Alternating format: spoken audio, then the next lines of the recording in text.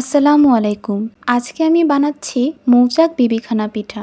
এটা আমি প্রথমবার বানিয়েছি, তাই ভাবলাম আপনাদের সাথেও শেয়ার করি। প্রথমে আমরা সাবুদানা 150 গ্রামের মতো ব্লেন্ড করে গুঁড়ো করে রাখবো, যেটা পরবর্তীতে লাগবে। এবার আমরা এখানে 400 গ্রাম চিনি ক্যারামেল করে নেব। এখানে আমরা কোনো রকম পানি ব্যবহার করব না। লো ফ্লেমে আস্তে আস্তে এখানে আমি ক্যারামেলটা বানিয়ে নেব। লো ফ্লেমে ধীরে ধীরে নাড়তে নাড়তে কিন্তু আমার পুরো ক্যারামেলটা তৈরি হয়ে যাবে। তারপর ক্যারামেলটা যখন হয়ে যাবে তখন এ পর্যায়ে আমি 400 গ্রামের মতো পানি ব্যবহার করব। অবশ্যই ফুটন্ত গরম পানি ব্যবহার করব, আর যখন পানি দিব তখন ধীরে ধীরে দেওয়া লাগবে, কারণ যেহেতু ক্যারামেলও গরম আর পানিও গরম, দুইটা যদি বেশি দ্রুত ঢালতে যায় তখন দেখা যাবে ফুটে কোনো দুর্ঘটনা ঘটতে পারে। তো অবশ্যই সাবধানে এবং ধীরে ধীরে পানিটা মিশিয়ে নিতে হবে। এবার আমি মেইন ব্যাটারটা তৈরি করব।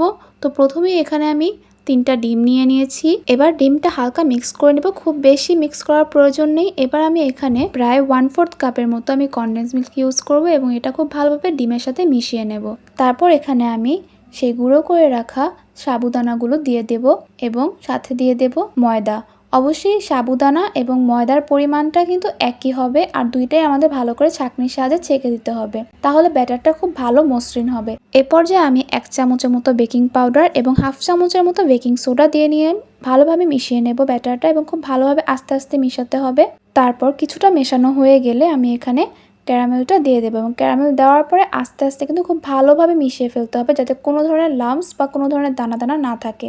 তারপর মেশানো হয়ে গেলে আমি এক পর্যায়ে তেল দিয়ে দেবো, এবং তেল দিয়েও কিন্তু ভালোভাবে মিশাতে হবে। অবশ্যই আমরা জানি যে তেল আর জলে মিশ খায় না, কিন্তু এখানে কিন্তু যদি ভালোভাবে আমরা নাড়তে থাকি অনেকক্ষণ ধরে টাইম লাগিয়ে ধৈর্য ধরে, সেই ক্ষেত্রে কিন্তু এটা খুব ভালোভাবে মিশে যাবে। এবার আমরা এই ব্যাটারটি একটি গোল কেকের মোল্ডের মধ্যে ভালোভাবে ছাঁকনি দিয়ে ছেঁকে দিয়ে দেব।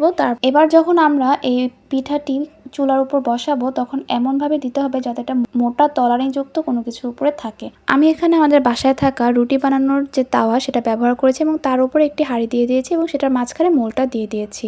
আপনারা এরকম কোনো মোটা তলানিযুক্ত কোনো কিছু ব্যবহার করবেন। পিঠাটি বানানোর সময় অবশ্যই চুলার আঁচটা এরকম মিডিয়াম লো ফ্লেমে রাখতে হবে। তারপর আমরা ঘড়ি ধরে 50 মিনিট প্রথমে বেক করে নেব, তখন দেখবো যে কিছুটা ফুলে উঠেছে। আর এ পর্যায়ে আমরা ঘড়ি ধরে আরো 30 মিনিট বেক করব, তবে একদম লো ফ্লেমে। তারপর কিন্তু আমাদের পুরোপুরি পিঠাটা তৈরি হয়ে যাবে। আর দেখতেই পাচ্ছেন কতটা সুন্দর দেখতে হয়েছে, আর খেতেও কিন্তু তেমন অনেক বেশি ইয়ামি হয়েছিল। আর এটা খেয়ে কিন্তু কেউ বলতেই পারবে না যে এটা চিনির নাকি গুড়ের তৈরি।